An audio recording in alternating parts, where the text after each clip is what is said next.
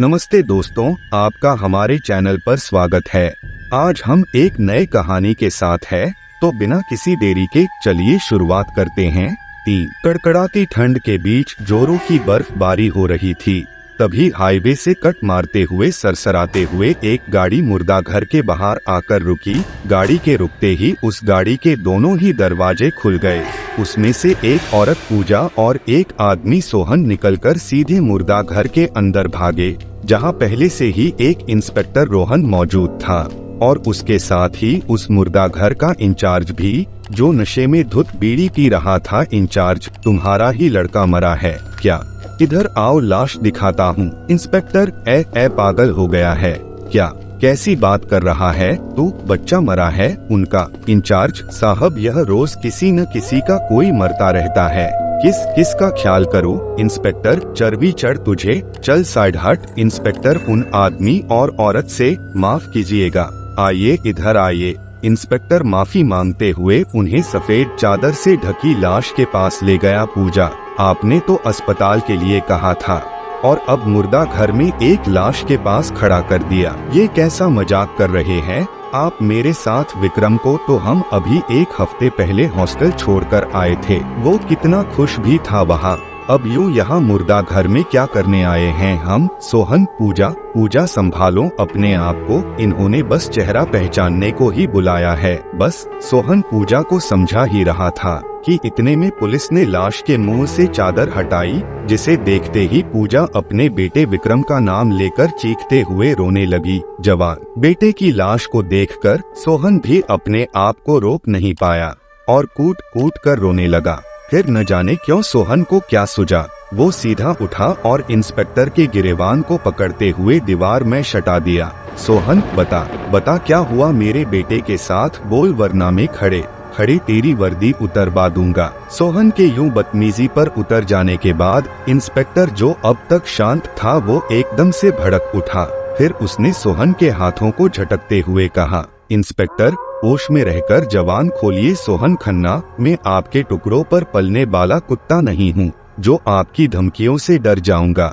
अगर अभी आपने अपना बेटा नहीं खोया होता तो मैं आपको बताता कि खड़े और भी क्या करा जा सकता है। खैर, आपके बेटे की लाश विक्टोरिया हॉस्टल के पीछे बरामद हुई है। पूजा, मेरा बेटा पढ़ने गया था वहाँ और अब लाश बनकर लौटा है। आखिर ऐसा क्या होता है वहाँ? इंचार्ज, जब मौत का तांडव होता है वहाँ, ये कोई पहली लाश नहीं जो वहाँ से आई है।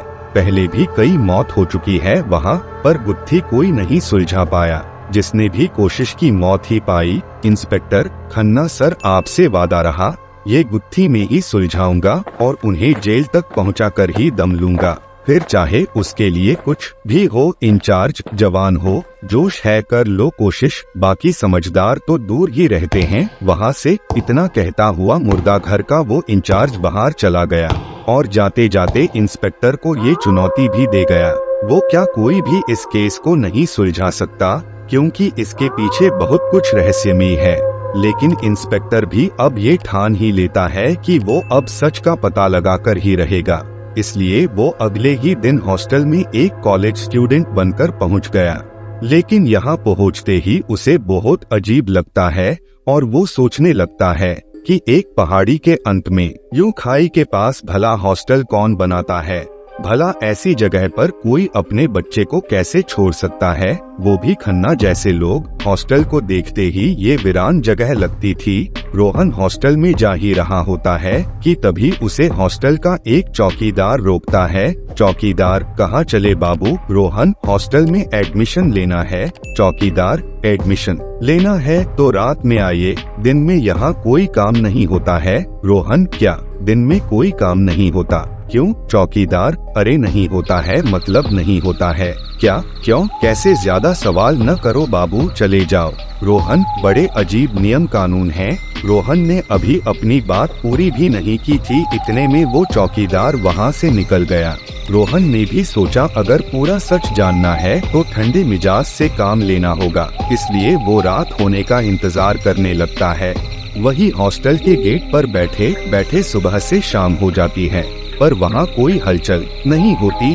यहाँ तक कि शाम के बाद रात ने भी अपनी घनघोर चादर ओढ़ ली थी, लेकिन हॉस्टल अब भी उतना ही वीरान था, जैसे वहाँ कोई रहता ही न हो। रोहन को अब ये यकीन होने लगा था कि इस हॉस्टल में अब कुछ भी नहीं है, इसलिए वो रात होने का इंतजार करने लगता है। वही हॉस्टल के गेट पर बैठे बैठे सुबह से शाम हो जाती है, पर वहाँ कोई हलचल नहीं होती। यहाँ तक कि शाम के बाद रात ने भी अपनी घनघोर चादर ओढ़ ली थी, लेकिन हॉस्टल अब भी उतना ही वीरान था, जैसे वहाँ कोई रहता ही न हो। रोहन को अब ये यकीन होने लगा था कि इस हॉस्टल में अब कुछ भी नहीं है, इसलिए वो वहाँ से निकलने को होता ही है कि तभी पीछे से एक आवाज आती है, चौकीदार। कहाँ जा रहे हो बाबू, अंदर आओ, एडमिशन नहीं लोगे?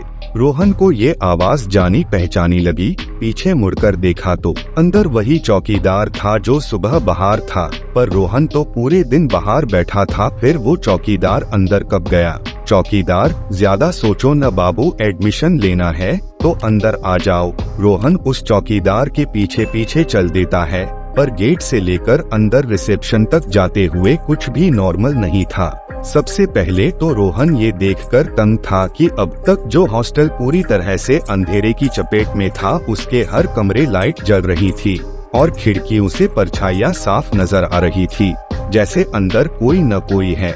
पर भला ऐसा कौन सा हॉस्टल होता है जहाँ दिन में कोई नहीं और रात में इतनी हलचल? हॉस्टल के रिसेप्शन पर चश्मा लगाए एक मोटा हट्टा गट्टा इंसान बैठा था। चौकीदार साहब, ये बाबू एडमिशन के लिए आए हैं, मैं चलता हूँ दरवाजे पर। रिसेप्शन पर बैठे उस आदमी ने बिना कुछ कहे एक फॉर्म और रूम 307 की चाबी आगे बढ़ा दी और रोहन कुछ पूछने को हुआ ही था, उस आदमी ने उंगली से दूसरी तरफ इशारा किया जहाँ रूल बोर्ड लगा हुआ था।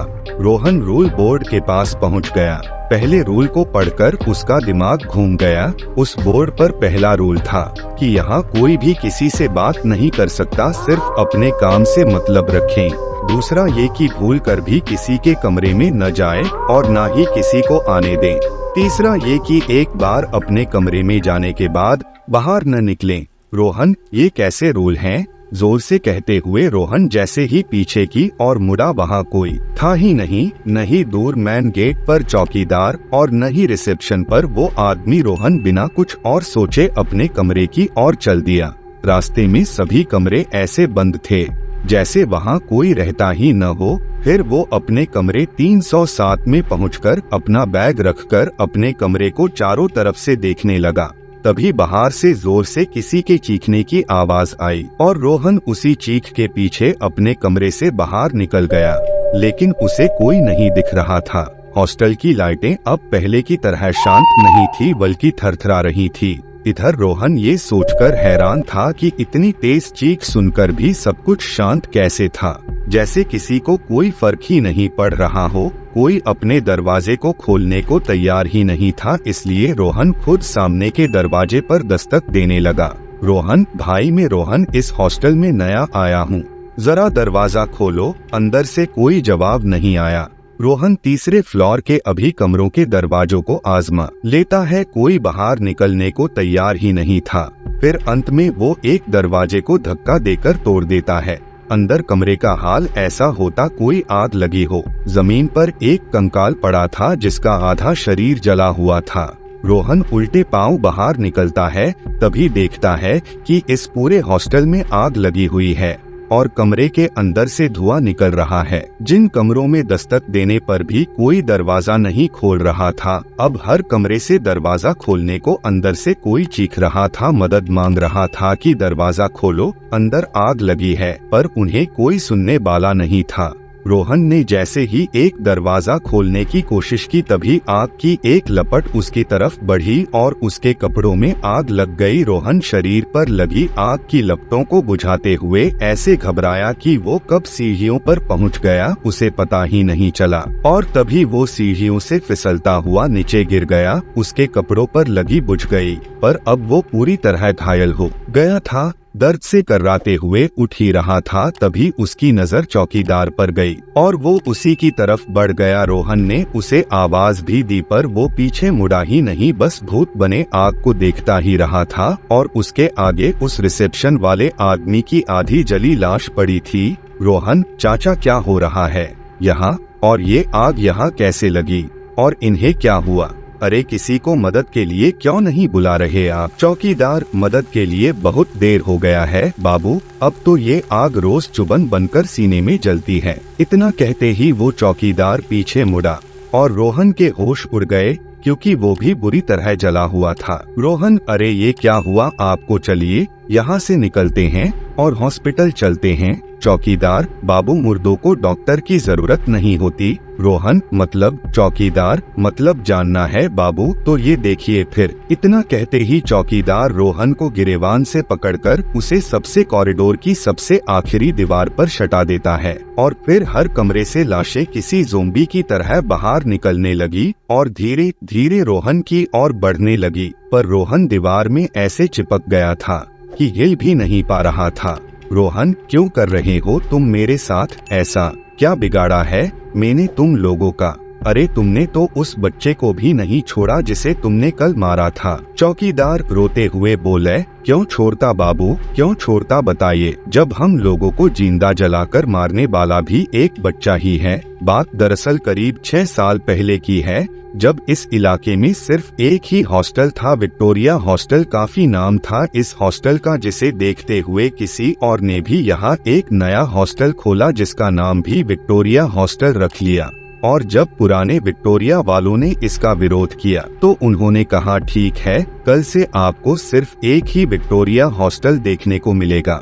उसकी इस बात को सुनकर विक्टोरिया हॉस्टल वाले निश्चिंत हो गए। उन्होंने सोचा वो हॉस्टल का नाम बदलकर कुछ और रख लेंगे। क्या रखेंगे ये अगली सुबह पता चल ही जाएगा। लेकिन उस सुबह से पहले एक रात आई और उसी रात विक्टोरिया हॉस्टल में एक नया लड़का एडमिशन लेने आया। रिसेप्शन से उसे कमरा नंबर 307 दे दिया। इस बात से अनजान कि ये लड़का नए हॉस्टल वालों ने भेजा है, जिनसे आधी रात में पहले हॉस्टल के सभी कमरों को भर से बंद करा और फिर पूरे हॉस्टल में आग लगा दी, जिसे वार्डन और चौकीदार भी नहीं रोक पाए और सब उस आग में झुलसकर मर गए। अब उन्हें क्या पता था कि कल से सिर्फ एक विक्टोरिया हॉस्टल दिखने का ये मतलब था। तब से लेकर आज तक जो भी रात को विक्टोरिया हॉस्टल की तलाश में निकला, उन्हें यही विक्टोरिया हॉस्टल मिला और बदले में मिली उन्हें मौत, क्योंकि विक्टोरिया हॉस्टल में जिसने आग लगाई वो तो बच निकला। इसलिए जो भी रात को यहाँ आता है वही विक्टोरिया हॉस्टल में मरे सभी लोगों की नजरों में वो ही उनका हत्यारा बन जाता है। ऐसे में इंस्पेक्टर रोहन क्या हुआ होगा ये बताने की जरूरत तो नहीं। अगर आपको यह वीडियो पसंद आया तो लाइक करें और अपने विचार कमेंट सेक्शन में साझा करें। हमारे चैनल को सब्सक्राइब करना न भूलें ताकि आप हमारी आने वाली वीडियोस से अपडेट रह सकें। धन्यवाद दोस्तों।